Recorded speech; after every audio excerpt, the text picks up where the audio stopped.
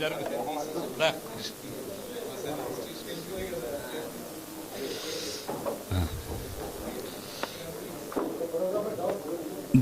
సమైక్యాంధ్ర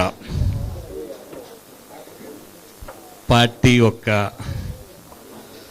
పేరు ముహూర్తం కరెక్ట్గా ఉంది కాబట్టి చెప్పాను ఆ టైంలో.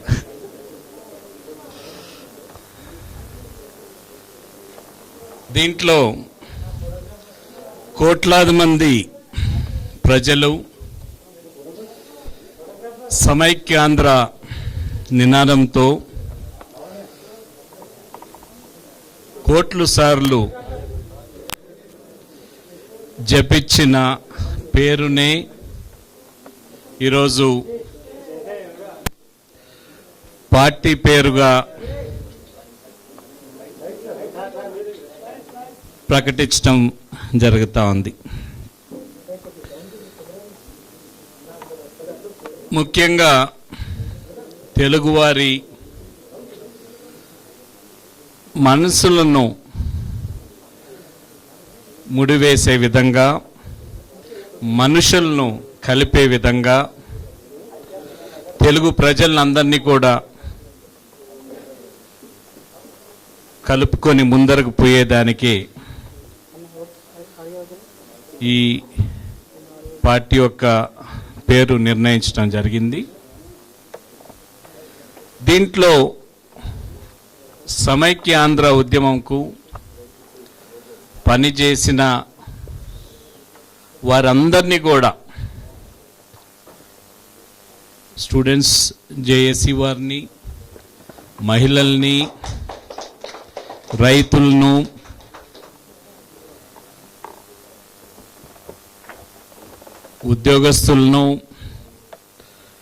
ఉద్యోగస్తులు పార్టీల్లో చేరలేరు, డాక్టర్స్ను, అడ్వకేట్స్ను, ఈ నినాదంతో ముడిపడిన వారందరికీ కూడా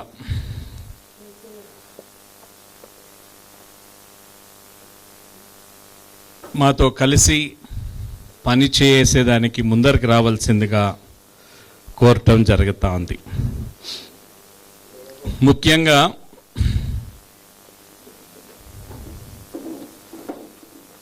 కొన్ని అంశాలు మీతో ప్రస్తావన చేయాల్సిన అవసరం ఖచ్చితంగా ఉంది. 2-3 రోజుల నుంచి మీడియాలో వచ్చిన అంశాలు మీరు అడగకముందే నేనే చెప్పేస్తే మళ్ళీ మీరు ప్రశ్నలు అడగకన్నా ఉంటారు. మొట్టమొదట పెద్దలు దిగ్విజయ్ సింగ్ గారు మాట్లాడుతూ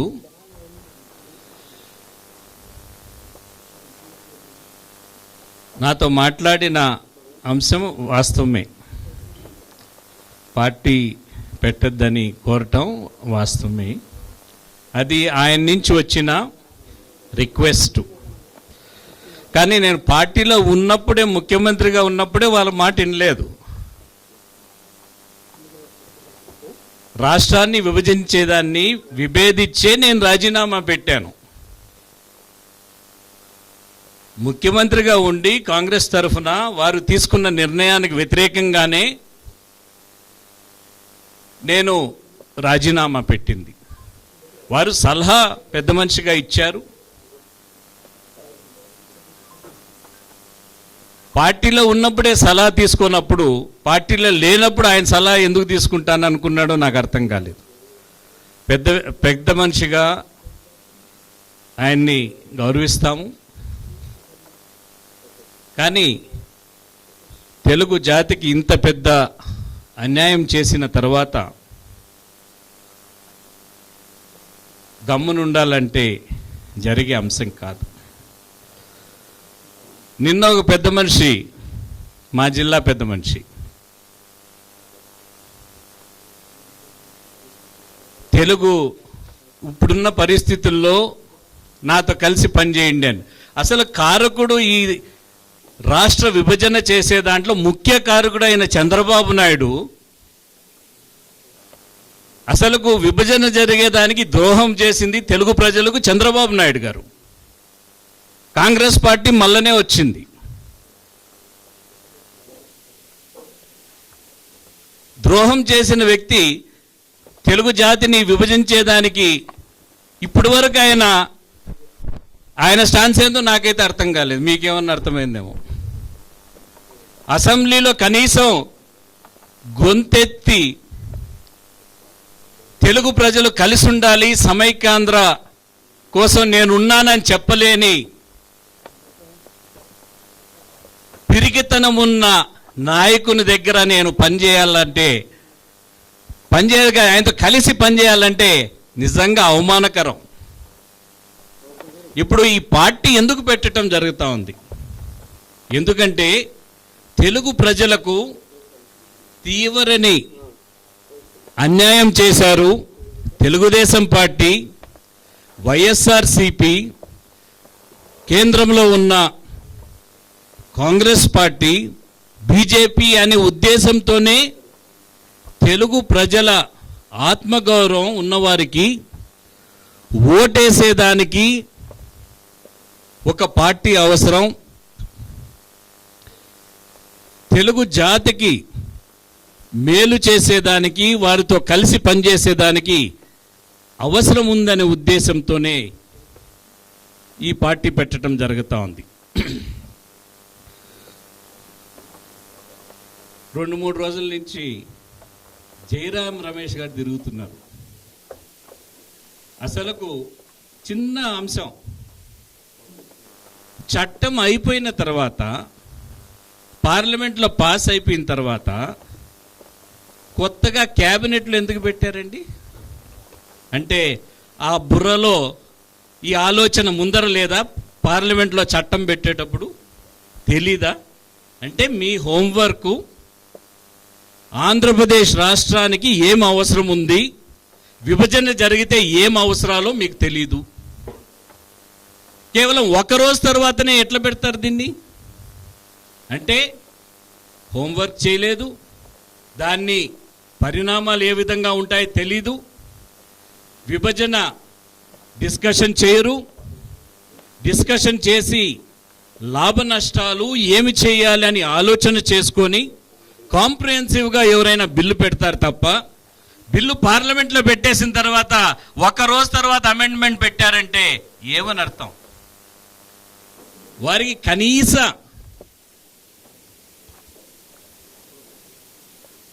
హోంవర్క్ చేయాల్సిన అంశం చేయలేదనేది స్పష్టంగా అర్థమవుతోంది. ఇంకా చాలా అంశాలు ఉన్నాయి, అవన్నీ కూడా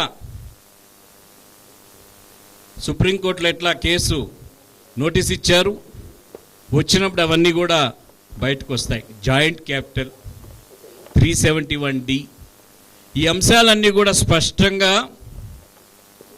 బయటకు వస్తాయి. గవర్నర్కున్న పవర్స్, అసలుకి ఎలక్షన్ ఎందుకండి? తెలంగాణలో ఎలక్షన్ ఎందుకు? గవర్నర్ చెప్పినట్టే జరిగేట్టుగా ఉంటే ఎలక్షన్ ఎందుకు పెట్టాలి? సూపర్ మ్యాన్ ఉన్నారు కదా మనకు, అన్నీ నేనే చేసేస్తానని గవర్నర్ ఉంటే ఇంకా ఎలక్షన్ ఎందుకు? ప్రజల దగ్గరికి ఎందుకు పోవాలి? ఓట్లకి ఎందుకు పోవాలి? చట్టంలో ఇన్ని లొసుగులు పెట్టుకొని చేశారు కాబట్టి, తెలుగు జాతికి ద్రోహం చేశారు కాబట్టి ఈ కొత్త పార్టీ పెట్టడం జరిగింది.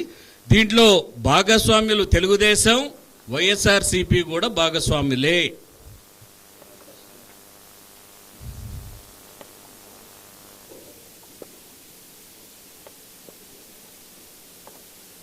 చంద్రశేఖరరావు గారు, కరెంట్ ఇబ్బంది వస్తుంది మహానుభావ, తెలంగాణ ప్రజలకు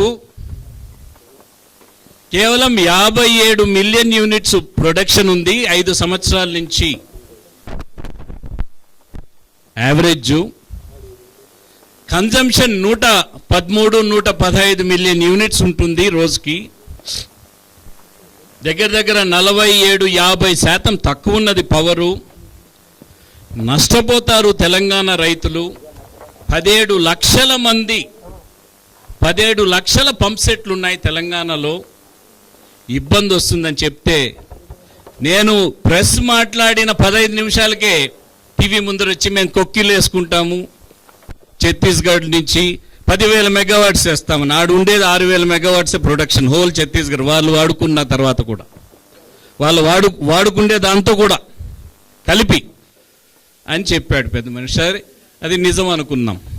మొన్నేమో లిఫ్ట్ ఇరిగేషన్ స్కీమ్స్ ఈ 4 సంవత్సరాల్లో 175 మిలియన్ యూనిట్స్ అవసరం ఉంటుంది తెలంగాణ ప్రాంతంలో, 7,000 మెగావాట్స్ అవసరం ఉంది అని చెప్పాను.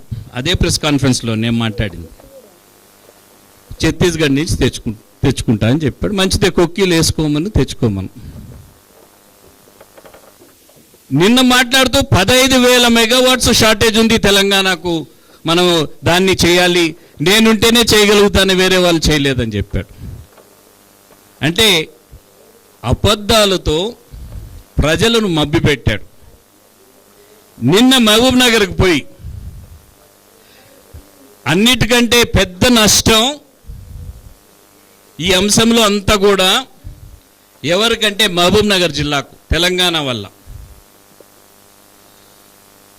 దగ్గర 750 crores, 12,750 crores ఖర్చు పెట్టాము. ఇప్పటికి ఖర్చు జరుగుతూ ఉంది.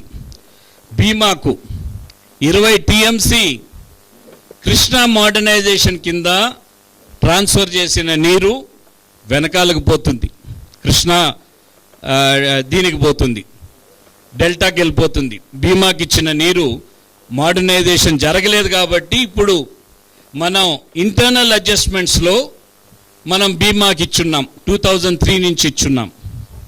అది వెనకాలకు వెళ్ళిపోతుంది. Assured water 20 TMC. నెట్టంపాడుకు దగ్గర మనం ఫెసిలిటీ ఒక 2 లక్షల ఎకరాలకు, అంటే భీమాకు ఒక 2 లక్షల ఎకరాలు, నెట్టంపాడుకు 2 లక్షల ఎకరాలకు ఏదైతే మనం సర్ప్లస్ వాటర్ వాడుకుండే వెసులుబాటు మనకుందో అది తెలంగాణ ఎగువ రాష్ట్రం అవుతుంది కాబట్టి అది కూడా కోల్పోతుంది. కల్వకుర్తి దగ్గర 3,40,000 ఎకరాలకు ఒక చుక్క వాడుకునేదానికి లేదు. AMRP నల్గొండకు దగ్గర 3,70,000 ఎకరాలు. మనం ప్రాజెక్ట్ పూర్తయితే 5,700 కోట్లు ఖర్చు అయ్యేది. దగ్గర ఇంకా కొద్ది పూర్తి కావాల్సిన అవసరం ఉంది. అంటే పూర్తిగా 12,750 కోట్లు ఖర్చు పెట్టి 11,13,000 ఎకరాలకు మహబూబ్ నగర్ నల్గొండలో 96 TMC పైచిలకు నీరు కోల్పోతారు. నిన్న మహబూబ్ నగర్కు పోయి 14 లక్షల ఎకరాలు మీకు సాగిస్తానని చెప్తాడు. అంటే తెలంగాణ రాకముందు అసత్యాలు, అబద్ధాలు, తెలంగాణ వచ్చిన తర్వాత మళ్ళా అసత్యాలు, అబద్ధాలు. ఇది నీరు ఇచ్చేది ట్రిబ్యునల్ ఆర్డర్ ద్వారా, మన సొంతంగా నీరు ఇచ్చేదానికి లేదు, కేంద్ర ప్రభుత్వానికి కూడా హక్కు లేదు. ట్రిబ్యునల్ ఆర్డర్ ద్వారా నీళ్ళు ఇవ్వటం జరుగుతుంది. ఎగువ రాష్ట్రం అయిన దానివల్ల నేను ఇప్పటికే 2-3 సార్లు రిపీట్ చేశాను. ఇది ఎందుకు రిపీట్ చేస్తున్నానంటే, నిన్న అక్కడికి పోయి మహబూబ్ నగర్కి పోయి 14 లక్షల ఎకరాలు నీళ్ళు ఇస్తానని చెప్తున్నాడు. అంటే ఈ 11 లక్షలు కలుపుకోనా? ఈ 11 లక్షలు పనులు పూర్తి చేసినా కూడా మనం ఎగువ రాష్ట్రం అవుతుంది కాబట్టి నీరు వాడుకుంటే ఎసురుబాటు తెలంగాణ కోల్పోతుంది. ఎందుకు చెప్తున్నానంటే ఇవన్నీ నష్టం తెలంగాణ రైతులకు ప్రాంతంలో జరుగుతుంది. విపరీతమైన కరెంటు కష్టాలు, నీటి యుద్ధాలు వస్తాయి అనే ఉద్దేశంతోనే చెప్పిండేది. నాకు దురుద్దేశం ఏం లేదు, అప్పుడు లేదు, ఈరోజు లేదు. Any questions?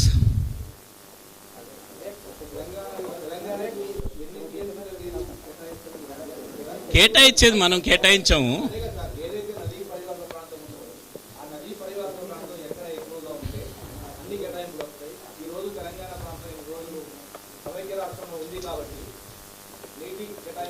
నీరు ఎవరు కేటాయిస్తారు? Tribunal between Maharashtra, Karnataka, Andhra Pradesh project wise allocation కృష్ణాలో ఉంది. గణేష్, మనం అలొకేట్ స్టేట్ గవర్నమెంట్ కాదు చేసేది. గోదావరి వచ్చేటప్పుడు మన రాష్ట్రంలో వచ్చే నీరు మనకుంది. ఇప్పుడు ప్రాబ్లం అంతా కృష్ణాదే ప్రాబ్లం ఉండేది, కృష్ణా డెల్టాదే ప్రాబ్లం ఉండేది. ఈ అలొకేషన్ అంతా కూడా it is a court judgment. Court ఇచ్చిన జడ్జ్మెంట్ మేరకు మనకు వాడుకోవచ్చు. దీంట్లో మనం దిగువ రాష్ట్రం కాబట్టి ఆంధ్రప్రదేశ్ రాష్ట్రం మనకు ఒక ఎసురుబాటు కోర్టు కలిగించింది. మనకు నీరు తక్కువ ఉన్నప్పుడు మనకు తక్కువ నీరు వస్తుంది కాబట్టి, మంచి సీజన్ ఉన్నప్పుడు, నీరు ఎక్కువ ఉన్నప్పుడు సముద్రంలో పోయే నీరు దిగువ రాష్ట్రమైన ఆంధ్రప్రదేశ్ వాడుకోవచ్చని జడ్జిమెంట్లో స్పష్టంగా ఇచ్చింది. మనం బేసిన్ నుంచి బయట కూడా వాడుకుండే ఎసురుబాటు మాత్రం మనకిచ్చింది మన రాష్ట్రానికి. అందుకనే బేసిన్ కానివి కూడా రాయలసీమలో కానీ, లేకనంటే ఆంధ్రాలో కానీ, నెల్లూరు కానీ, ప్రకాశం కానీ, లేక బేసిన్లో ఉన్న తెలంగాణలో కానీ ఇవన్నీ కూడా ప్రాజెక్ట్స్ కట్టుకున్నాం. మనం 25 లక్షల ఎకరాలకు ఈ మనం శ్రీశైలంలో ప్రాజెక్ట్స్ కట్టుకున్నాం. ఇవన్నీ కూడా దిగువ రాష్ట్రం కాబట్టే మనకు వచ్చాయి. తెలంగాణ ఇప్పుడు ఎగువ రాష్ట్రం అవుతుంది. ఎగువ రాష్ట్రం అయితే ఈ వాడుకుండే ఎసురుబాటు కోల్పోతారు, ఇంకా ఒక సుక్క నీరు రాదు. That is exactly what I want to say. ఈరోజు ఇప్పుడే అనౌన్స్ చేస్తా. ఒక్క నిమిషం.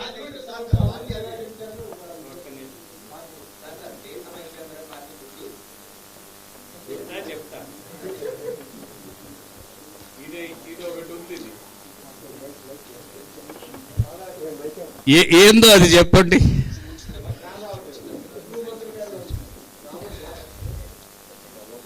ఎవరైనా మీలో ఇక్కడ ఉండేవారు చెప్పితే ఒక బహుమానం ఇస్తాను, ఏంది ఇది అని.